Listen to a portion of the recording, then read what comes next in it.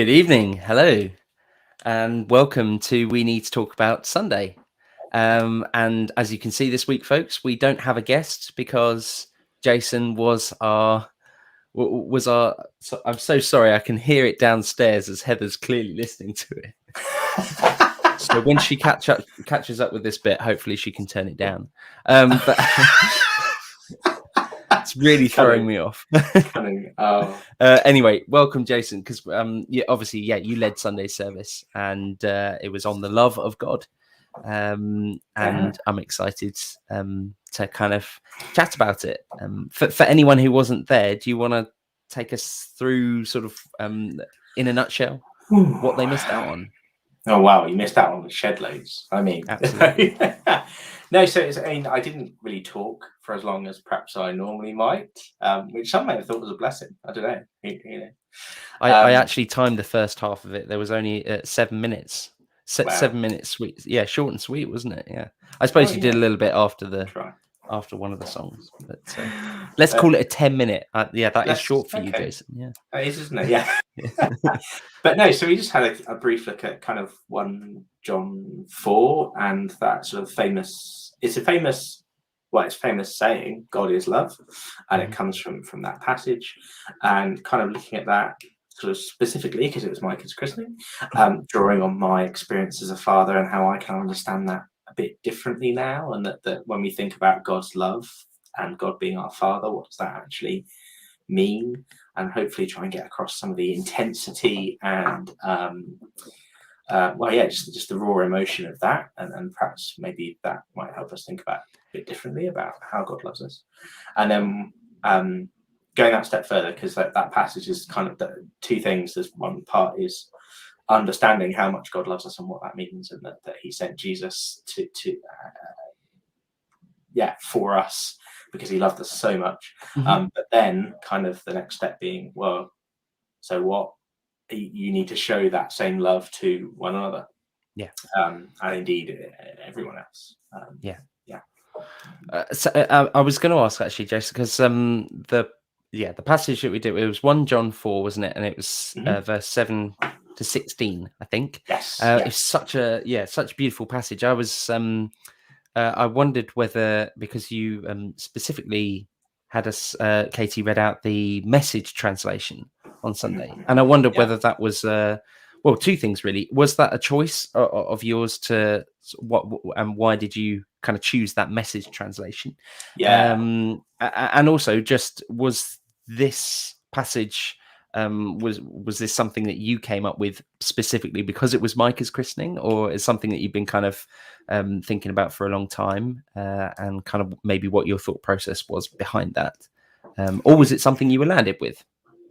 No, I chose it, and I chose the Message, and the main it's an interesting one, because for this christening, something that Meg and I were really keen to do was not just, obviously there's our family, and it was great sort of now kind of post restrictions from COVID, we're able to invite people down and everyone was able to come, and it was lovely to have family together, church family as well, but also friends and people that maybe never set foot in a church in their life. So we were keen that we wanted to kind of make sure the message was relevant to them and people that are used to being in church and hearing someone talk for a chunk of time about the Bible and whatnot.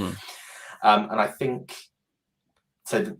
For me, that passage is a really good one because it caters to both. I think if you're new to Christianity generally, or if it's your first experience of trying to understand what it's all about, actually it contains a good chunk of what you need to know and what's important.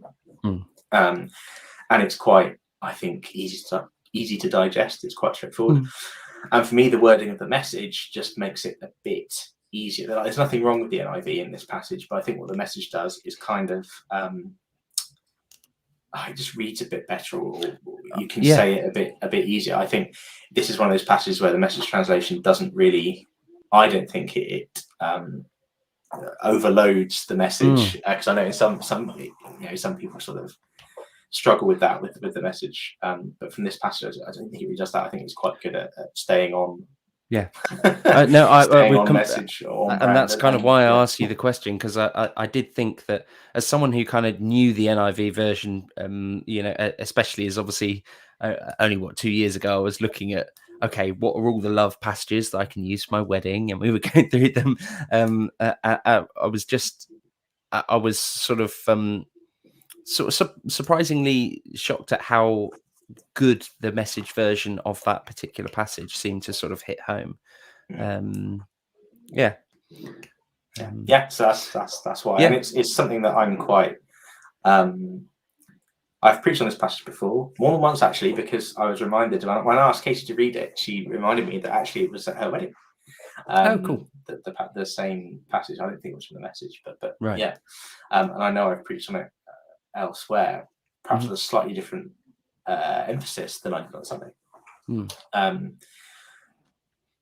But this. Oh no, I knew exactly what I was going to say, and that's gone. What did you ask me, Jay? Well, we were just talking about the message translation. Oh, I see. You oh yes, why preached twice. Another reason why.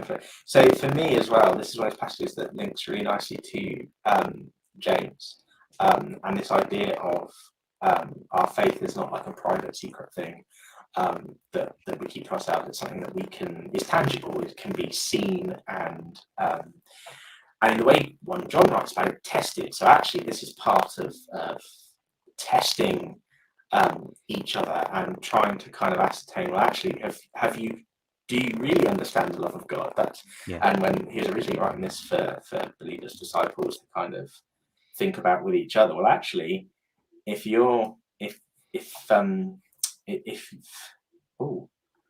Katie says my sound has gone, but I don't think it's come back. I was going to stop you, but I didn't want to stop you. Oh, okay. I'm sorry. You're all right now. I'm okay now. Yeah. But that as a church, talk, in conversation with each other, in trying to understand each other, that love is a bit of a litmus test and how we love and whether we're showing love to one another and that kind of thing. And if that isn't happening, if there's something wrong there in our relationship with each other in the church, then there's something wrong with our relationship with God. And the two kind of go together. You can't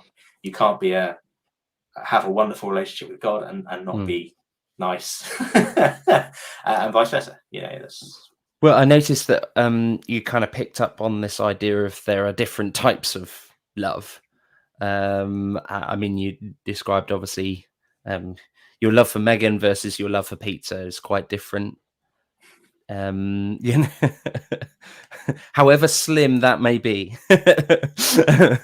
But obviously I think obviously that the emphasis very much was for that sort of parent-child type love. Do you think that there's another way that it could be read, or do you think that really is the in terms of that particular passage? I think if you did it on its own, that would be a struggle. Let me just check, because I don't think it says the father had sent his son, so it's in there, isn't it? Is that true? The father sent his son. So it's a little bit more abstract, but I guess the key thing that I wanted to kind of load that with was then that extra stuff that we get in the Gospels, stuff, the important stuff from the Gospels, where Jesus is sort of pains to help people try and understand God is your father, and what that means and what that looks like. And I sort of mentioned the prodigal son as a good kind of example of well, it's the example, I guess, perhaps the best example in the gospel of how we should be understanding that relationship and that love. Well, I know obviously we didn't really have time to kind of dive into much about that. Is there anything more that you sort of want to add about the prodigal son in terms of those parallels at all? Or? Go and read it. I mean, not specifically, I don't think, because I think the key thing is the kind of thing with the prodigal son is quite easy to get stuck in the specifics, right? And there's all kinds of really fascinating cultural information in there and ways of that you can kind of try and I don't know. And I think it's easy to get distracted by the ending to the prodigal son with what happens with the brother, and the sort of that it feels like a point has been made, and then there's the first, there's the I don't know, is it epilogue sort of portion it's that got a then slightly bitter ending, doesn't it? yeah, it does, yeah. So stripping it back to actually here's a father who loves his son. Here's how that love should look and be understood as in light of our relationship with God, or how our relationship with God should be understood in light of that parable. Yeah. At one point, obviously we sort of picked up on this idea of sin, and big question now, I suppose, or well, maybe it's a straightforward answer, but I'm literally just going to ask you quite simply, what is sin? Well, it's what we do, sort of fundamentally. I think there's when we talk about sin, when in computer programming we talk about abstractions. Okay. So abstractions are, I guess, concepts and closest thing to real world. They're ideas, but they're not physical things. They're not the code that you write that does anything. Abstractions are like kind of in computing land ideas or contracts or anyway. And sin, the word, what it is, it's an abstraction. You can't sort of do a sin. That's not how it works. I know this sort of in Catholicism, it's sort of more like a state, which I think is interesting. But in reality, if you boil it down, if you're trying to explain to someone who doesn't have that language, it's what we do. It's just the choices that we make, and sometimes we make wrong choices that harm our relationship with God, and that's what it comes down to. And the other sort of slight challenge with it is it's a word that's been hijacked, and it's a word that has been taken out of its context, because that's all sin means, right? In the Old Testament, that's the only context it exists in. It's one in the New Testament. It's just about how what we do relates to God and His holiness, and certainly sort of in our legal systems and what have you, we have this idea of morality and what people might consider sin. It's got nothing to do with God, really. It's just about relative or morality of things you may or may not do, and that's not really how it works. And that's the danger. If you get, for me, I think if you get too focused on the sin as being its own thing, rather than simply being what we do, we become disconnected from understanding its true impact on our lives. I guess rather than sort of thinking of it as something that we an act that we do, it's more just it is a part of us because we are broken. It is intrinsically who we are, and so sort of this idea that actually we are, it's not so much. Perhaps it's the choices behind the acts in which we do, I suppose, isn't it? It feels like that. I ask you just because, because I think I've been quite sort of conflicted in the way that perhaps the message that I've been given about what sin has been quite conflicted through what we're taught at Sunday school, or perhaps the fact that I went to a Catholic school, and and it was a case of, well, this sin requires this many Hail Marys and that sort of thing, and so there's a sort of, okay, well, what's is there a sin that outranks other types of sin, and and that sort of thing. So I just think it obviously is a massive minefield as to how you could answer what sin looks and feels like, but I think actually often in our heart of hearts we know it's easy for us to know what it is after the fact, isn't it? That's part of the challenge. But I'll be honest, it's not something I feel like I've got shored up. I'm not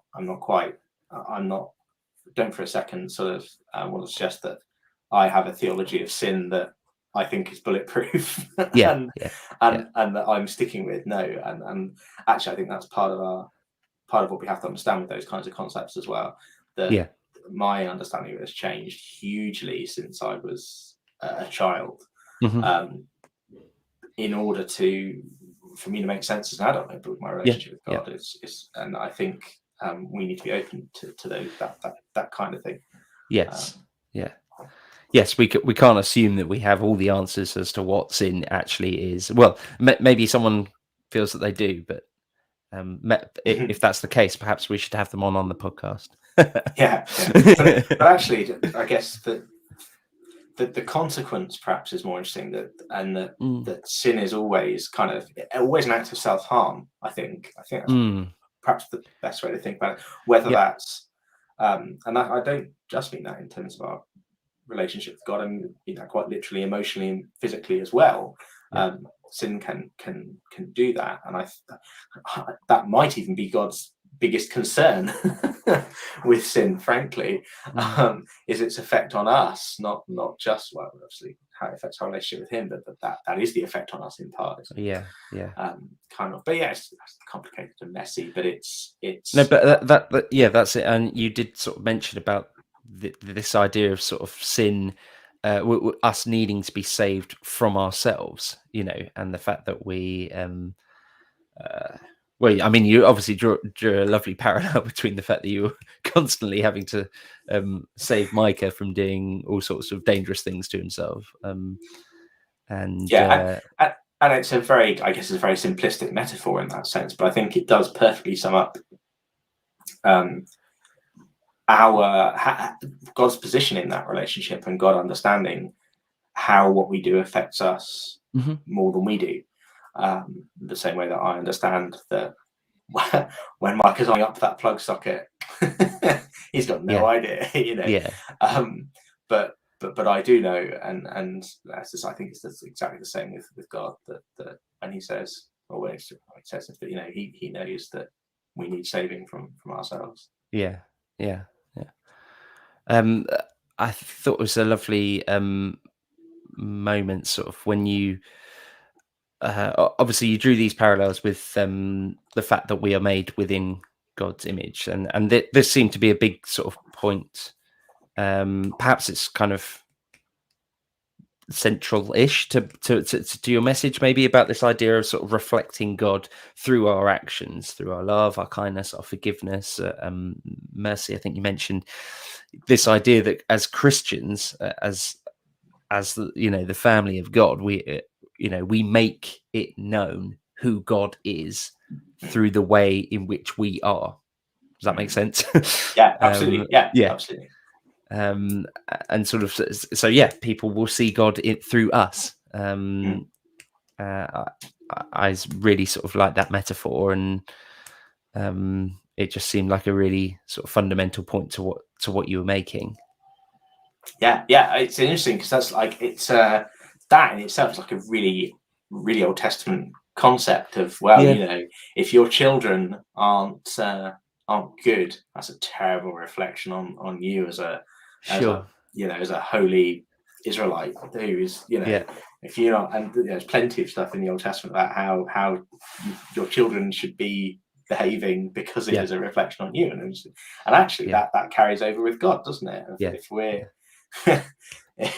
if we're terrible, that makes God terrible, and that's it. And that sounds, but from a personal experience, I know people that, I've said before, will have nothing to do with Christians or the church because of what other Christians have done. And so it's the flip side of that, isn't it? Of not just kind of, the danger is, I talk about that, and it sounds like it's about us protecting our image. It's totally not.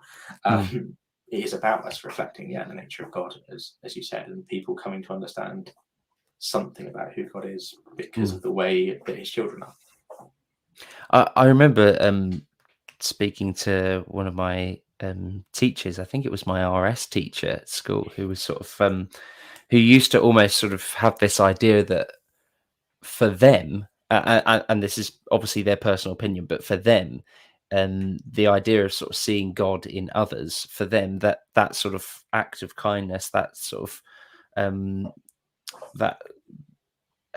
for them, that was them seeing angels, in people. I thought, I'm not saying that we all sort of have to suddenly expect that we all look at others and think, oh well, that person's been friendly and kind, and therefore they must be an angel. But I don't know. I quite like the fact that for them, that's the image that they had, and it had obviously worked for them.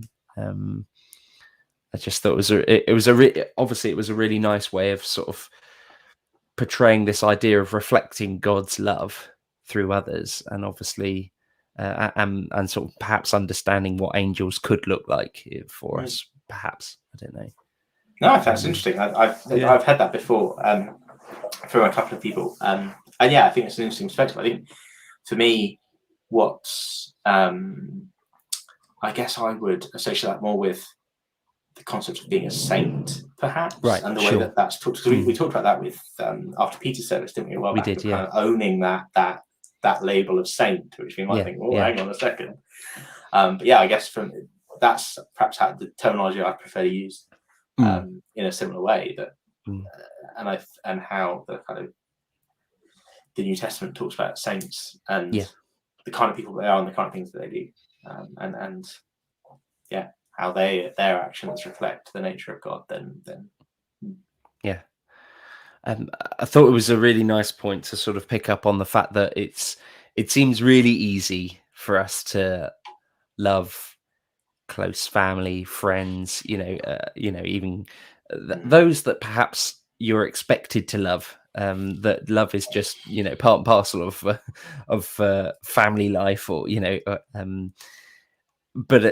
but actually the important part of what we as a church sort of commit to is this idea of loving the wider community, and that matters almost more so than obviously loving our friends, our family, and to me that sort of I don't think you use the word unconditional, but I think that's kind of similar to what this kind of type of parent-child love is, isn't it? Is that sort of almost unconditional? That to me sort of seems like godly love, that kind of work with this passage.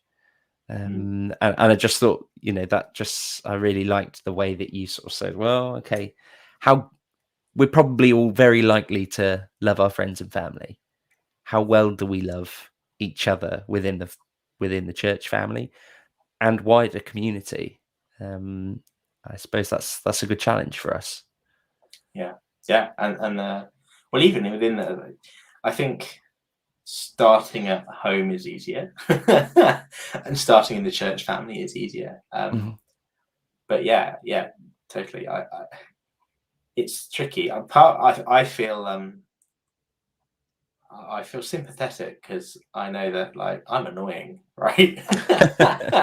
Like I know that it takes more effort to love me than it might do some other people. Okay, so I kind of I guess it's for me it's a bit of sympathy there of not everyone is easy to love, and there's that kind of, but it's different. I mean, perhaps it's a different kind of love because I said about there being like in the Bible, like there's loads of different words for love that all get kind of munged into one translation of love for us.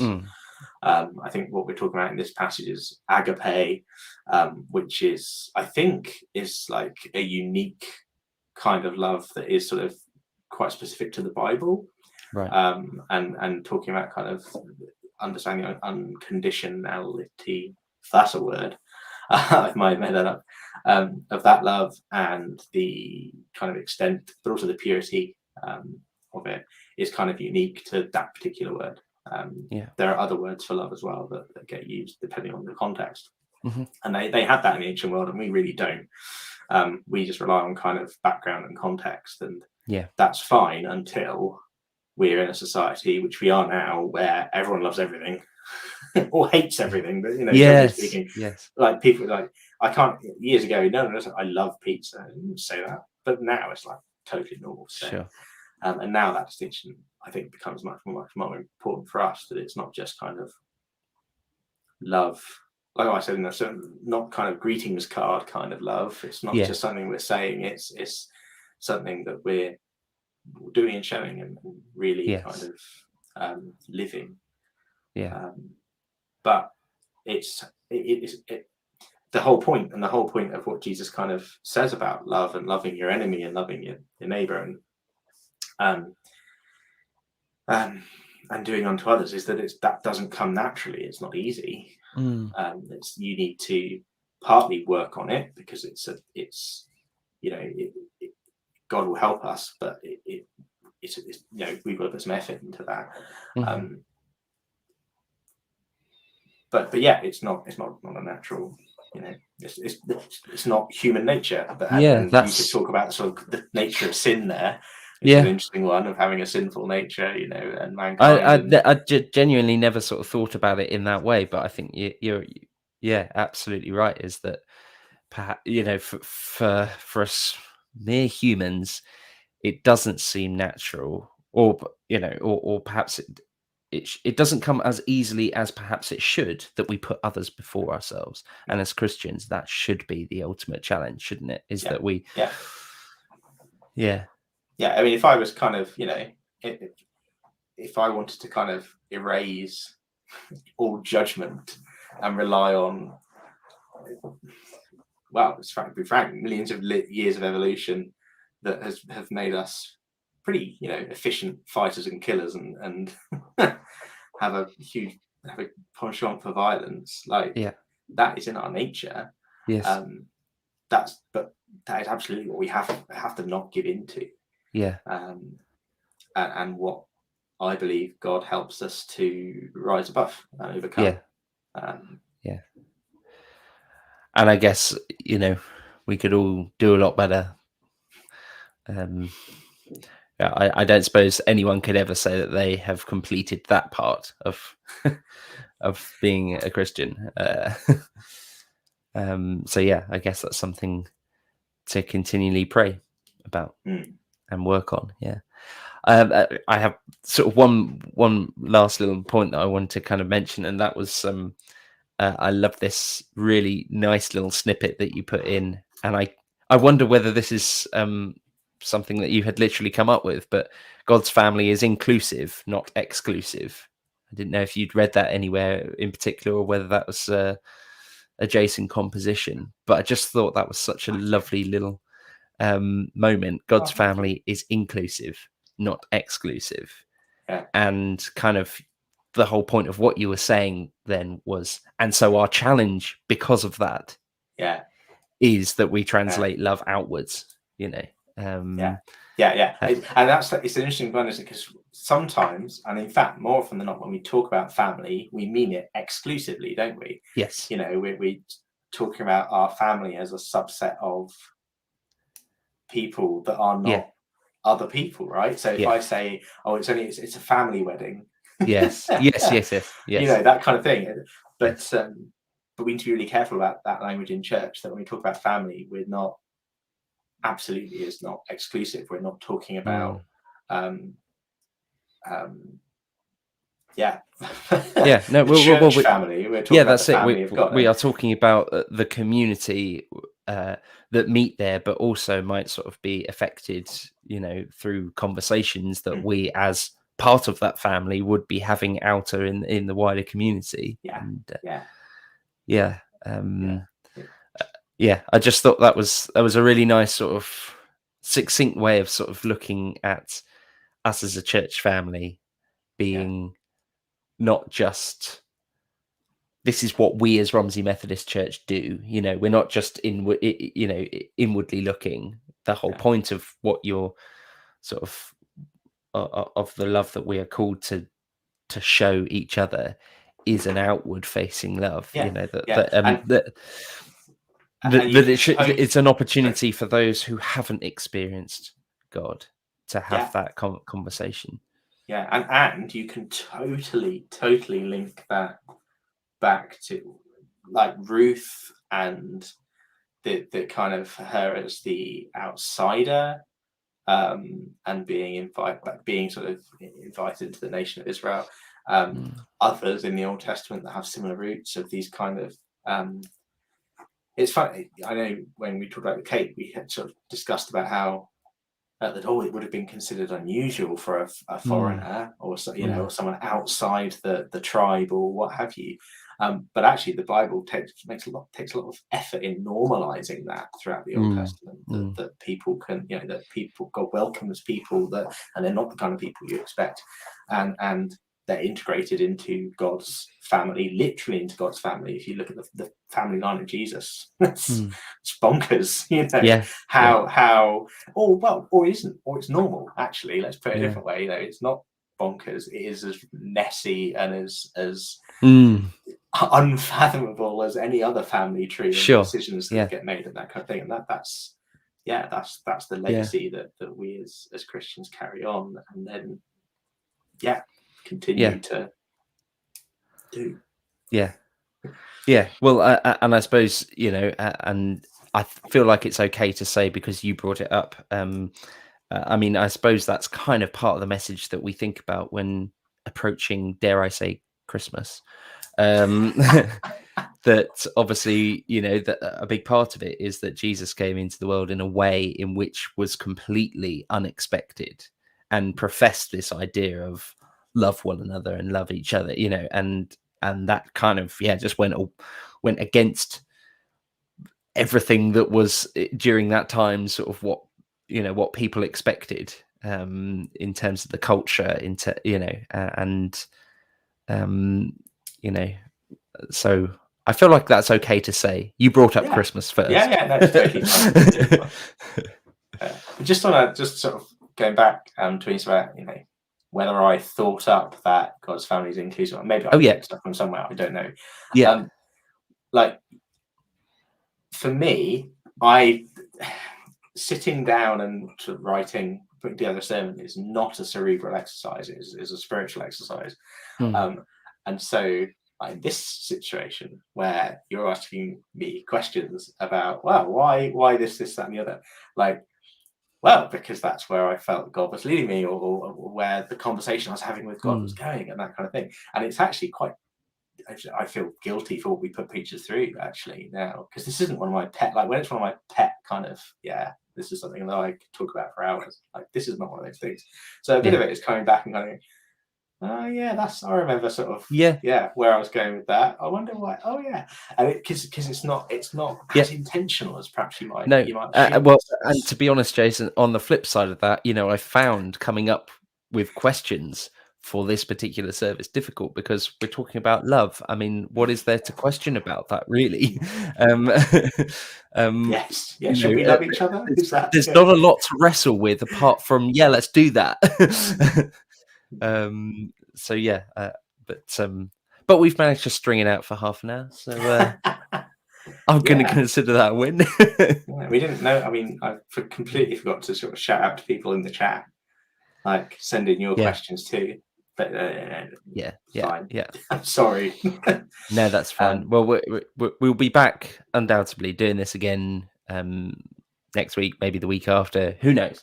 Um, and if uh, anyone, we were chatting before we came on. If anyone does want to go back and rewatch the service, you'll find that my exceptional vocal performance is included in it is, yeah. If you can find it in the middle of the service somewhere. one of the songs. There we go.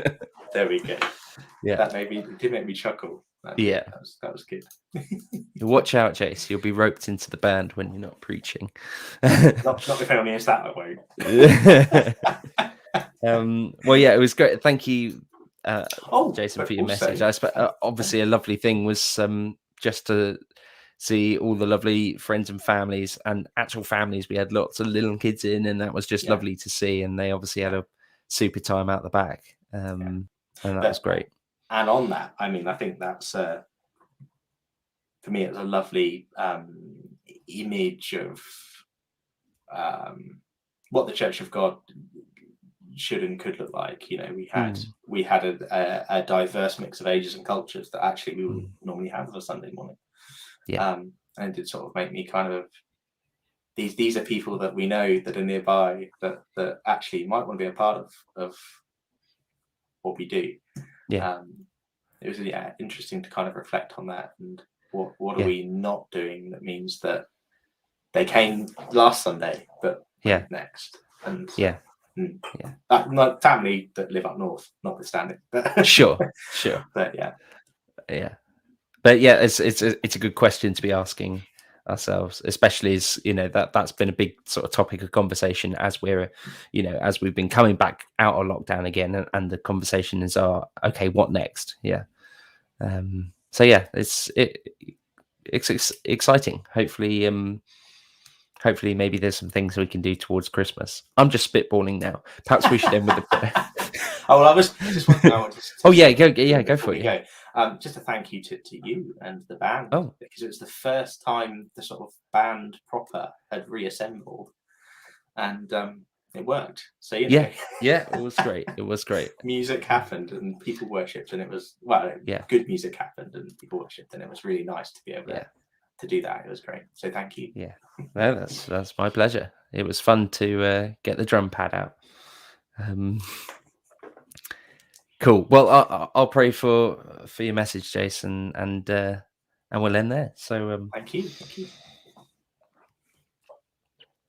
Father God, I just want to pray. Thank you for Jason's message on Sunday. Thank you for the christening of Micah, that he has become part of the church for real. That he is now on an incredible pathway that you have set him on, and it was just so wonderful that family and friends and the whole church family could be around to witness that and to support Micah and Megan and Jason in making those promises, and we're excited to see what happens there.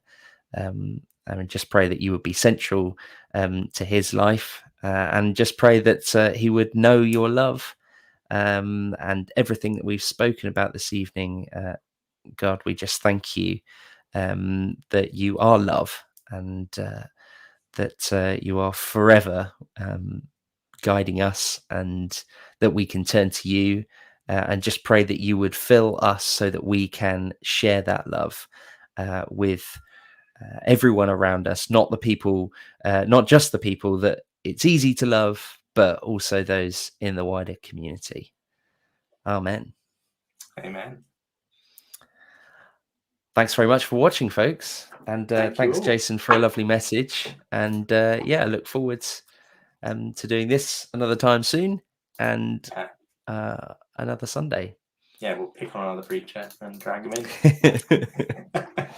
We'll come up with some really tough questions next time. Might be Gareth, so yeah. He can handle it. Right. I'll hit that end broadcast. Goodbye, everyone, and thank you. Cheerio, folks. Thank you.